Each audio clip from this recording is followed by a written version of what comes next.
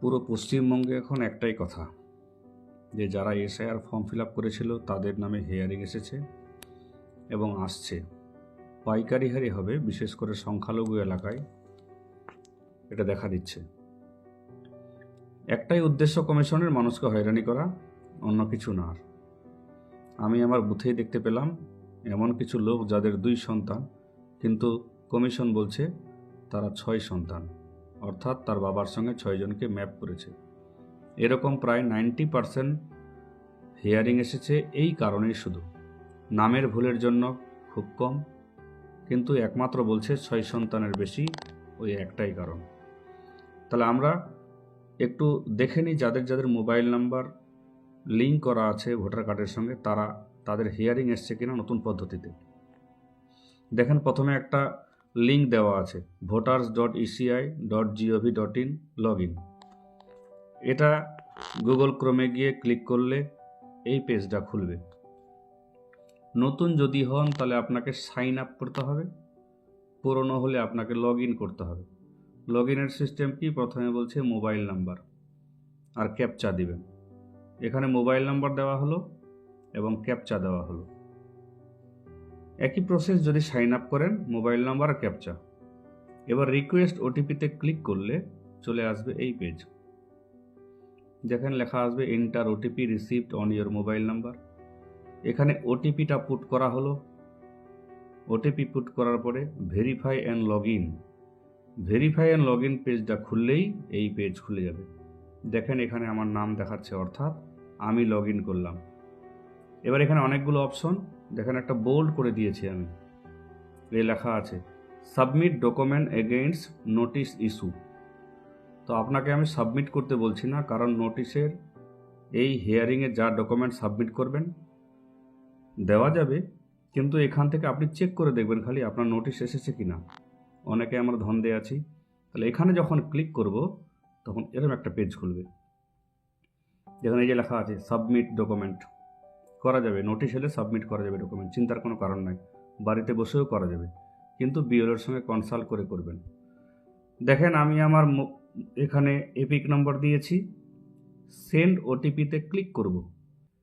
Click করার সঙ্গে সঙ্গেই লেখা আছে ওটিপি। ওটিপি এখানে পুট করলাম। পুট করার পরে এই লেখাটা আসছে, no notice has been generated as on day, please check after few days. বলছে এখনও পর্যন্ত আপনার নোটিশ আসেনি, একটু ওয়েট করতে বলছে, আসতেও পারে। এবার নোটিশ এলে কেমন দেখাবে দেখুন।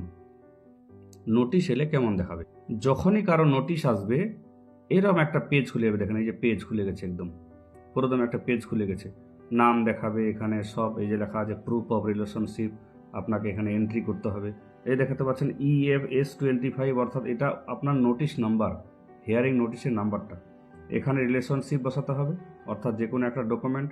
কোথাও লেখা আছে দেখেন 2002-এর এক্সট্রাক্টটা, এখানে সব লেখা আছে। এখানে এই যে 2002-এর এখানে মানে আপনার কপি দিতে হবে, অর্থাৎ যেটা ভোটার লিস্ট, এখানে সব তথ্য দেওয়া আছে।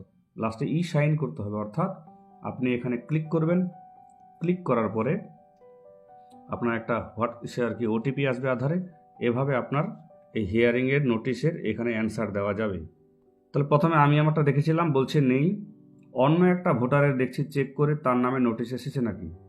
যখনই দেওয়া হলো তখন বলছে this epic number is not linked any mobile number, অর্থাৎ আপনার মোবাইল নাম্বার লিঙ্ক নাই। দেখেন ছোট্ট করে লেখা আছে এখানে ক্লিক হেয়ার। কখন করবেন? যখন আধার কার্ডের সঙ্গে আপনার মোবাইল নাম্বার থাকবে। এখানে যখনই ক্লিক হেয়ার চলে যাব তখন চলে আসবে নেক্সট পেজ। এই যে এখানে এই পেজ খুলে, অর্থাৎ ফর্ম 8 খুলে যাবে, শুধুমাত্র মোবাইল নাম্বারের জন্য। এখানে আপনি সেলফ করতে পারেন বা আধার করতে পারেন, যে কোনো একটা করে নিয়ে আপনার এখানে এপিক নাম্বার দিবেন, দিয়ে আপনি সাবমিট করবেন। যদি মোবাইল চালাতে ভালো পারেন তবে আগাবেন, না হলে আপনি অনলাইন থেকে করতে পারেন। তবে বলছি বারবার, যদি আপনার মোবাইল নাম্বারটা আধারের সঙ্গে লিঙ্ক থাকে তবেই সম্ভব। চলে যাব নেক্সট পেজ। দেখেন নাম খুলে যাবে, যে লেখা আছে রহিদা খাতুন। এখানে ওকেতে ক্লিক করতে হবে, অর্থাৎ আমি 1 মিনিটে মোবাইল নাম্বার কীভাবে লিঙ্ক করতে হয় সেটাও দেখিয়ে দিচ্ছি। চলে যাব নেক্সট পেজে। এখানে 4টা অপশন আছে ফর্ম 8-এর, শিফটিং, কারেকশন, রিপ্লেসমেন্ট আর PWD। আপনি 2 নম্বরটা ক্লিক করবেন। ওকে ক্লিক করে নেক্সট আগাবো। এই পেজে শুধুমাত্র নেক্সট যা করে চলে যাব। আর এখানে যে আছে দেখেন, শুধু মোবাইল নাম্বার সিলেক্ট করছি আমি, আর কিচ্ছু করিনি, কারণ আমি মোবাইল নাম্বারটা আমার ভোটার কার্ডের সঙ্গে অ্যাড করতে চাচ্ছি, তবেই আমি দেখতে পাবো আমার হিয়ারিং এসেছে কিনা, না হলে বিএলও তো অবশ্যই বলবে। তাহলে মোবাইল নাম্বার এখানে দেওয়া হলো, দিয়ে ক্লিক করলাম। ক্লিক করার পরে এখানে একটা ওটিপি ওই মোবাইলে আসবে, একটা ক্যাপচা দেওয়ার পরে তখনই নেক্সট যখন করব তখন একটা লেখা আসবে যে ই সাইনের জন্য এই পেজটা খুলবে। অর্থাৎ ওই যে বললাম, আপনার আধার কার্ডে কোন মোবাইল নাম্বার দেওয়া আছে, এখানে আধার নাম্বার দিবেন। আধার নাম্বার দেওয়ার পরে গেট ওটিপি ক্লিক করলেই এখানে ওটিপি চলে আসবে। আর যখন নিচে সাবমিট অপশন আছে, যখনই সাবমিট অপশন দেবেন ক্লিক করে, অর্থাৎ আপনার ফর্ম সাবমিট হয়ে গেল, অর্থাৎ আপনার মোবাইল নাম্বার লিঙ্ক হয়ে গেল। তখন আপনি অনায়াসে এই যে একটা লেখা আছে ই এপিক ডাউনলোড, এটা আপনি করতে পারবেন। ই এপিক ডাউনলোড অর্থাৎ আপনার মোবাইল নাম্বার লিঙ্ক হয়ে গেছে, চিন্তার কোনো কারণ নেই আর। তাহলে এভাবে নিজে দেখে নিন কার কি হিয়ারিং এসেছে কিনা, আর বিএলওর সাথে যোগাযোগ রাখবেন। হিয়ারিং হলে ভয়ের কোনো ব্যাপার নাই, আপনাকে 2002-এর কপিটা রেডি রাখতে হবে, যে কোনো হিয়ারিং হোক। আর আপনার একটা ডকুমেন্ট, বার্থ সার্টিফিকেট হোক, আধার কার্ড হোক, প্যান কার্ড হোক, যে কোনো একটা ডকুমেন্ট, কারণ এটা হচ্ছে অনিচ্ছাকৃত, ইচ্ছা না থাকা সত্ত্বেও আমাদের হিয়ারিংয়ে যেতে হচ্ছে, কারণ ভুল আমাদের না, ভুল কমিশনের। তার জন্য হিয়ারিংয়ে বেশি আর কি ঘাবড়ে যাবেন না, কারণটা হচ্ছে হিয়ারিং এটা সাধারণ ব্যাপার একটা, কিন্তু ওই যে ভোগান্তি মানুষে যেতে হবে, কমিশনের ব্যর্থতা, এটা অপদার্থতা। তার জন্য রেডি থাকুন, যদি হিয়ারিং হয় আপনার ডকুমেন্টকে চিন্তার কোনো কারণ নেই, জমা নিয়ে শুধু ছবি তুলে সই করে ছেড়ে দেবে, এই হচ্ছে কাজ। হোক ওদের উদ্দেশ্য সফল।